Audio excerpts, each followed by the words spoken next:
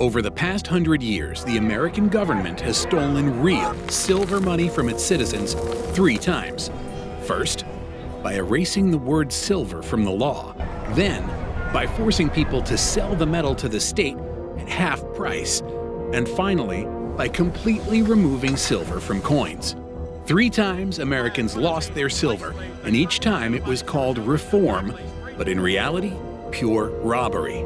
The government turned metal into paper, and then paper into debt. Bring back silver! Bring back silver! Bring back silver! In the 19th century, the dollar was backed by gold and silver, the bimetallic standard, 2 pillars of honest money.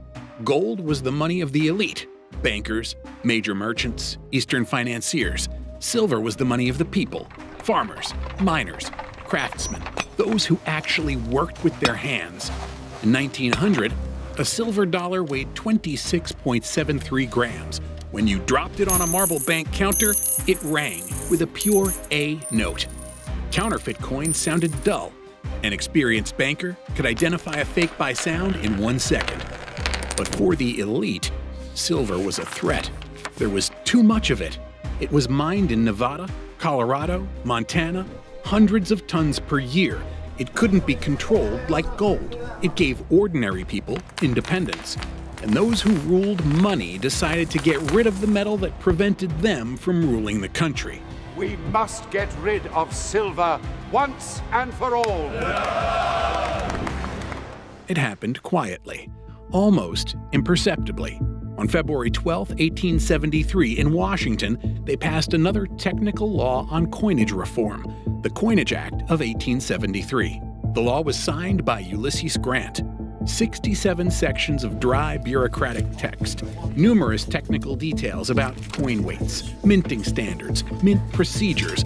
The document was so boring that most congressmen didn't even read it in full. But in section number 14, something strange happened. From the list of official coins for minting, one word disappeared: silver dollar. The silver dollar was no longer on the list. It stopped being minted, accepted in banks as full-fledged money used in large transactions. Gold became the only pillar of the monetary system. The USA de facto abandoned the silver dollar as a full-fledged support for money. This shifted the country to the gold standard and hit everyone who depended on silver. And this meant that all money was now controlled by banks and Eastern financiers, those who had gold. We did it! Before 1873, the system was simple and honest. Miners extracted silver in the mines of Nevada, Colorado, Montana, 12 hours underground in mines where temperatures reached 40 degrees Celsius. Hard, dangerous work. But every ounce of silver had real value. After extraction, a miner could come to any U.S. mint in San Francisco, Carson City, Denver, where his silver was weighed, the purity checked, and coined into silver dollars. These were real money, his own money created from his labor. The government took a small commission for coining, about 2 to 3%, but in return, the minter received official U.S. currency that was accepted everywhere. Each dollar contained approximately 0.77 ounces of pure silver. This gave ordinary people incredible power. They didn't depend on banks. They could create their own money with their labor. A farmer could sell his harvest for silver and know that this was real value, not paper promises. Such money could be stored and accumulated without losing its value. After 1873, the changes were imperceptible. The first months, even the first year, no one understood what had happened. Silver still circulated in the form of small coins, quarters, dimes. Old silver dollars, minted before 1873, continued to be used. Millions of such coins were in circulation. Life went on as usual. But gradually, strange things began to happen. Miners all over the West came to mints with their silver and learned that their metal was no longer money. Now, it was just raw material, which was worth noticeably less than the face value of a silver dollar. Many miners couldn't read and didn't know about the new law. The mined silver could be sold, but only as raw material, as scrap metal, at a price below the nominal value of silver dollars. By 1876, the scale of the catastrophe became obvious. The problem manifested massively. Farmers couldn't pay off debts. Banks demanded gold. Prices for agricultural products fell because there was less money in circulation. Thousands of families lost homes, farms, land. Money became hard, but only for the rich. Eastern banks, which had gold, now controlled the entire monetary system. They could give loans at high interest rates, demand repayment in gold, buy up bankrupt farms for pennies. On August 5, 1876, Congressman Richard Bland delivered a speech in the House of Representatives that shocked America. He called the law of February 12, 1873, fraud. This is not a law, this is absolute fraud! The record showed that the law was pushed through secretly, without review and without debate. Thus was born the name, the Crime of '73. A popular uprising began, the Free Silver Movement. Farmers and workers demanded the return of silver to circulation. The next 20 years was a struggle. In 1878, Congress passed the Bland-Allison Act. The government was obliged to buy silver from miners, but free coinage was not restored.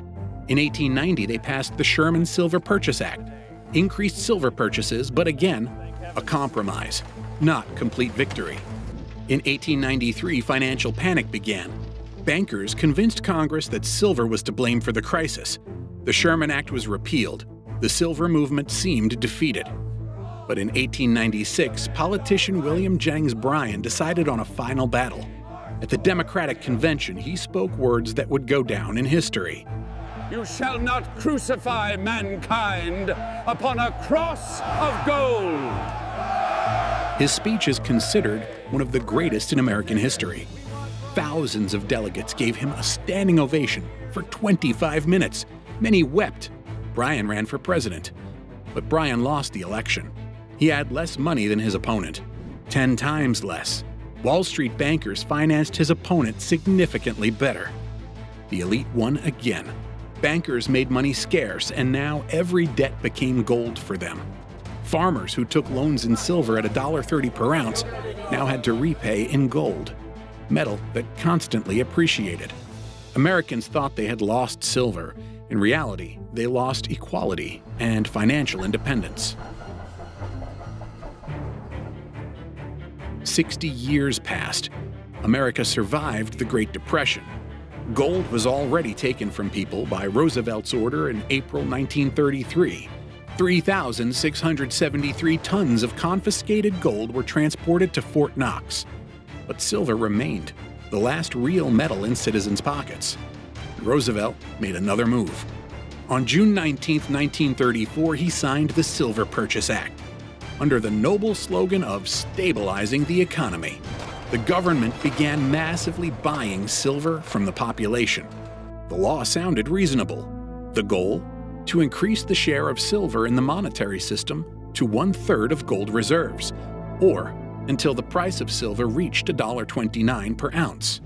Newspapers wrote that the state would help citizens, that selling silver would save America, that the president was returning silver to its rightful place in the monetary system, that it was the patriotic duty of every American to help the country in difficult times.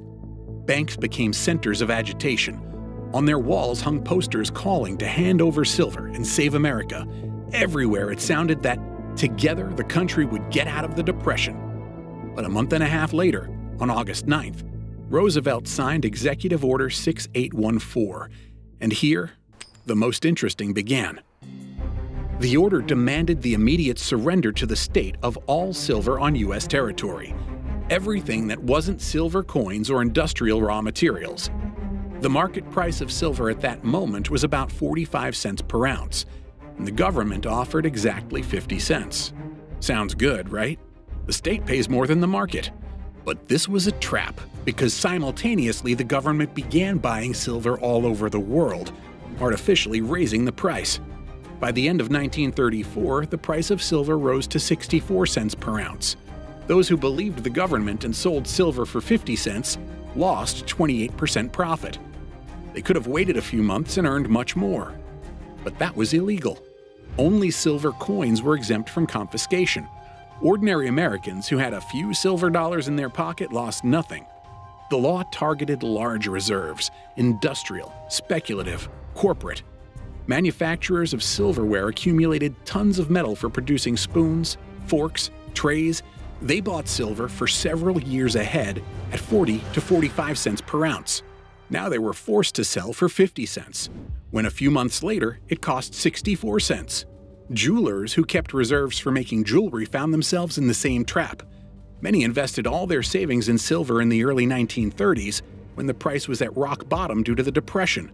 They planned to use this silver for work for years ahead. But the government gave them 30 days.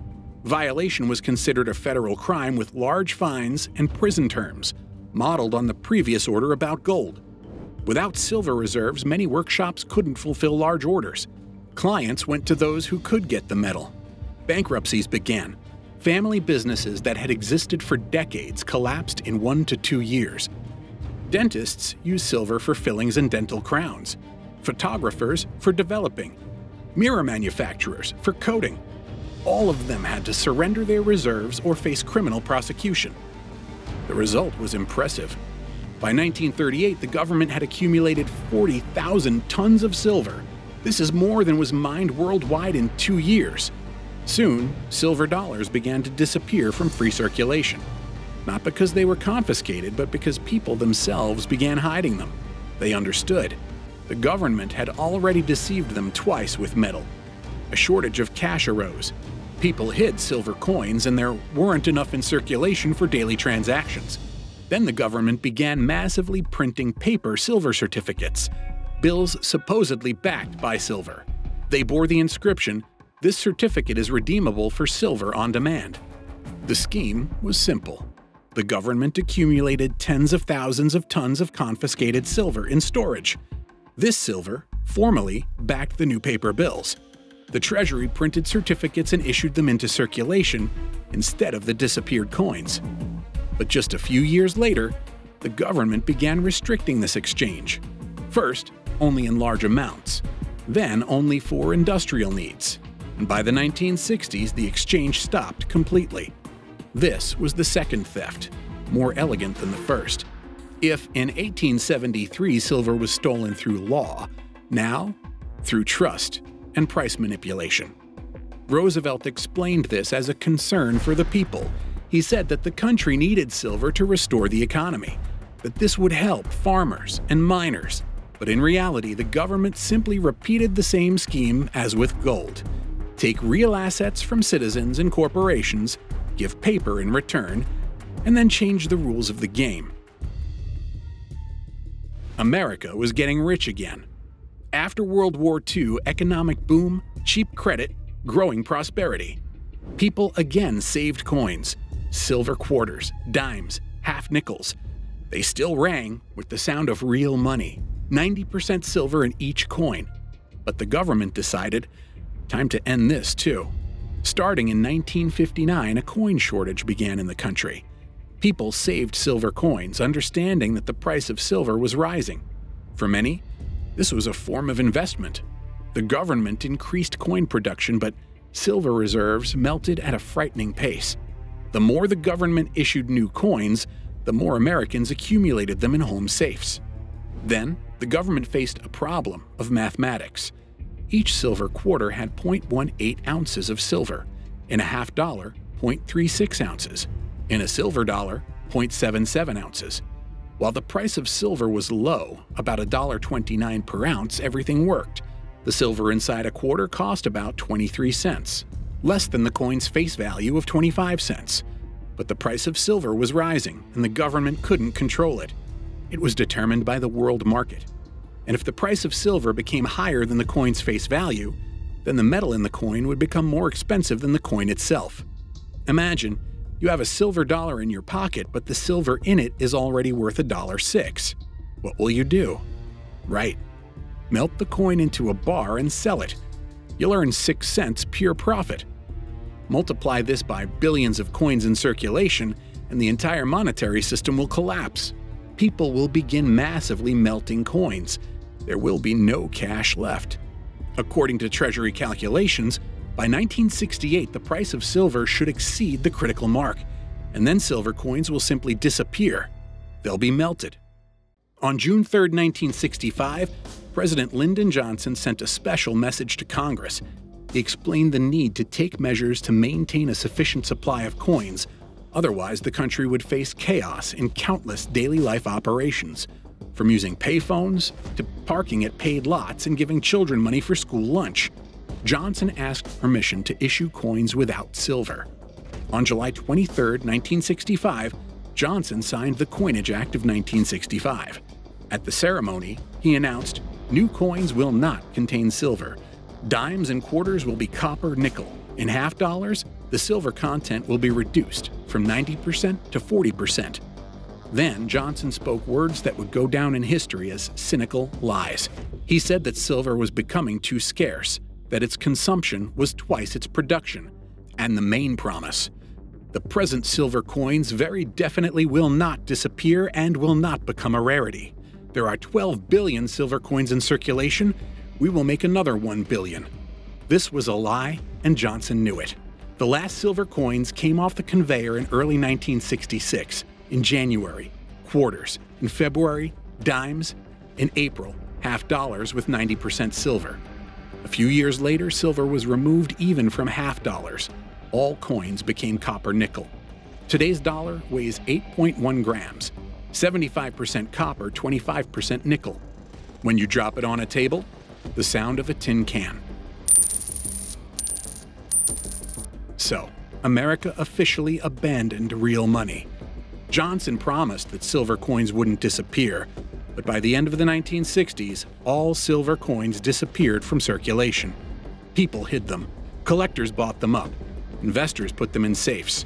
Only new copper-nickel coins remained on the streets. Old people who remembered the ringing of silver coins said that the new money sounded like tin cans, that this wasn't real money. And they were right. This wasn't real money. These were tokens, chips, symbols. Their value was determined not by what they were made of, but by what the government said. Now the dollar wasn't based on silver or gold, but on faith, on trust in those who had already deceived the people 3 times. After 1965, the dollar began turning into a fiat illusion, paper without backing, whose value is determined by whoever prints it. Prices began to rise. Inflation became a norm of life. In 1971, the government finally broke the link between the dollar and gold. President Nixon closed the gold window. Now, the American currency wasn't backed by anything except promises. And silver, which was once ordinary metal for coins, became an investment asset. Here are the numbers. In 1873, an ounce of silver cost about $1.30. In 1934, 50 cents by Roosevelt's order, although the market valued it at 64 cents. In 1965, just over $1.29. And today, an ounce of silver costs about $30. Over 150 years, the price of silver has increased 23 times, but the dollar, over the same time, lost 97% of its purchasing power. Let's calculate specifically.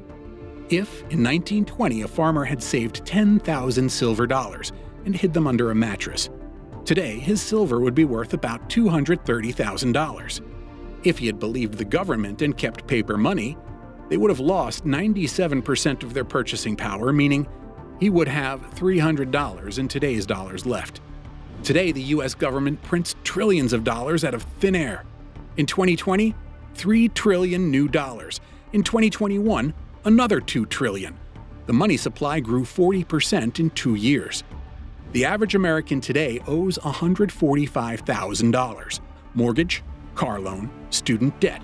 That's 3 years of an average worker's salary.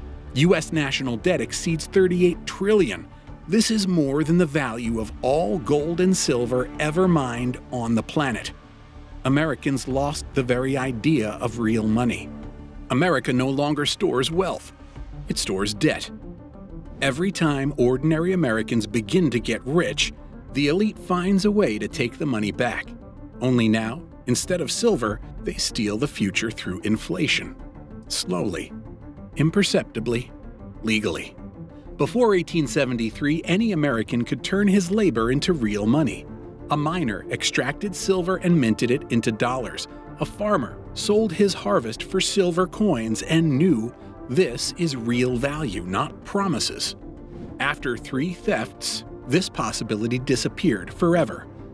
Next time you hear words about temporary measures, concern for the people's welfare, the need to trust the government, remember this story: how real metal money was turned into paper and then into debt. We stopped hearing the ringing of real money and got used to the rustle of paper. Money stopped singing. Like this video if you believe that governments shouldn't have the right to take real money from people. And subscribe to the channel. We tell stories about how the elite has been robbing the people for centuries and how ordinary people can protect themselves. Also, watch our other videos about how Roosevelt confiscated 3,600 tons of gold from Americans, how Mitchell launched the Great Depression, and much more.